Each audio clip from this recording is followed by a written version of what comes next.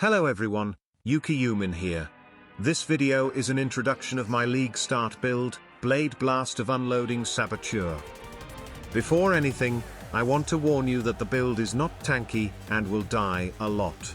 Also, it is a 2 buttons build since your clear relies on your BV stacks, which is clunky as hell before having some cast speed for coal. Anyway, I'll introduce my build base on my progression on day 1 to 2.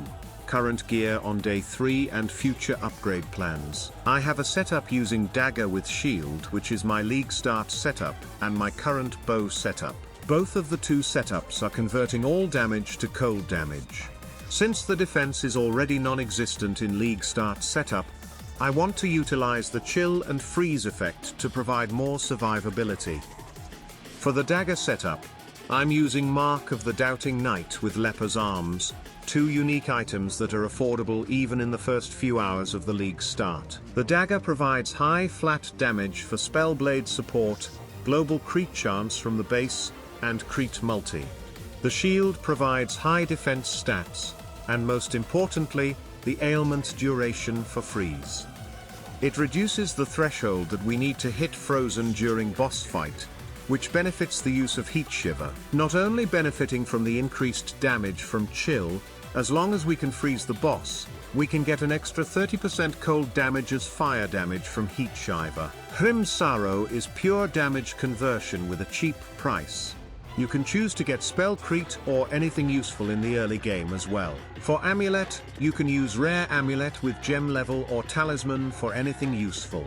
My choice is Eternal Struggle just because I dropped one with exact dominance, providing a 15% culling strike. After that, I swapped to Replica Dragon's Flight for future planning, which is only a 14% more damage upgrade, but offers a more consistent freeze proc. Other gears are pure resistance and life. And remember to get endurance on kill on your ring to get some survivability. I used this setup until I finished my full Atlas on day 2, including the Feared. You can check my gear progression on Ninja. For bow setup, I'm utilizing the extra gem level from the bow, frenzy and life gain on hit triggered by Replica Maloney's mechanism.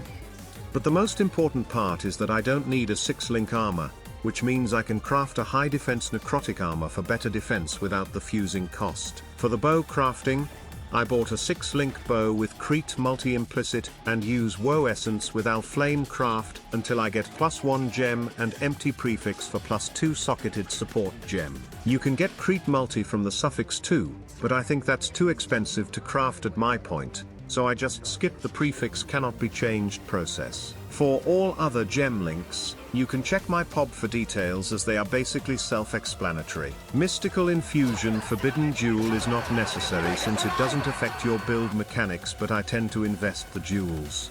You can consider playing Assassin and get Perfect Crime too. However, Assassin has 0 defense, and I want a little more defense from the Ascendancy.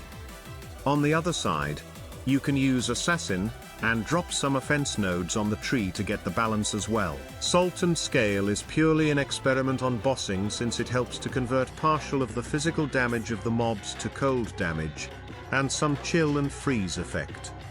If you don't like it, just take Bomb Specialists for more damage and some area damage mitigation. For the passive, I didn't get Brand Cluster since sometimes I'll go for some casual bossing and I don't want to respect every time I go for bossing. Getting more CDR is good for map clear since you gain stacks once you recall the brand, but it technically doesn't affect your bossing since that 0.2 seconds is not realistic to utilize during bossing. Those chill and freeze duration are to maintain damage buff uptime from Heat Shaver, so you don't need those points if you're not using it. I love Lethe Shade since I don't have high health pools, so I need more reaction time for those stubbed dot effect. It is extremely powerful while doing the Feared. Stormblood is a good damage boost since we have high creep chance to maintain the shock effect. Taste of Hate for some extra damage and some defense. For the boots, I just want the extra speed, so you don't really need it. Those buffs doesn't actually buff our damage since our damage is gated by the CDR more than the cast speed. The only reason we use Doyani's Invitation is the cold damage leech. You can also get it from a Delve Ring with cold damage leech.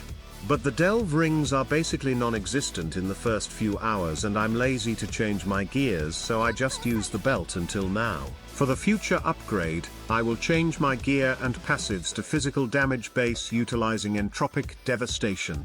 Also, I'm trying to get Coke for BV to get more consistent blade stacks during mapping.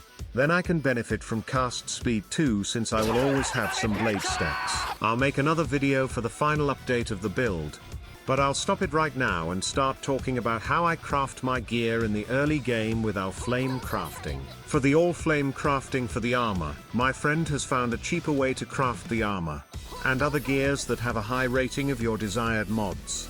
Of course, you can use fossil crafting with Allflame, but dense fossil is now expensive, and it doesn't really guarantee you to hit high tier mod. Let's explain it with my necrotic armor. To start with, we use alteration to get T1 flat or T1% defense, augment and regal. The suffix doesn't really matter since we can use eldritch currency to craft it later. We want to regale the suffix and then craft suffix on crafting bench. After that, we Allflame craft the gear with Exalted Orb to pray it hits another desired T1 or T2 modifier if you can accept that. Another better method is filling the last suffix with Eldritch Exalted Orb and block mana on prefix to try to get a better outcome.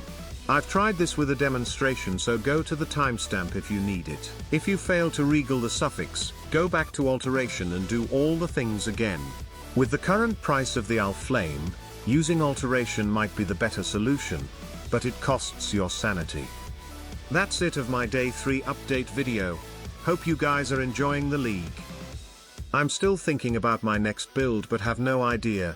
Please let me know if you have some interesting ideas. Anyway, comment if I've missed anything, and more importantly,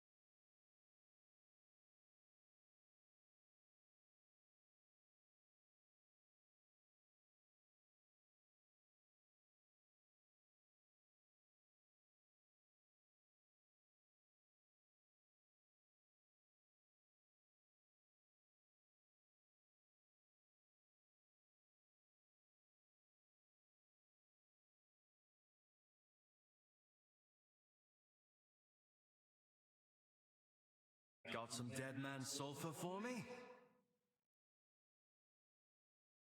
Hey there.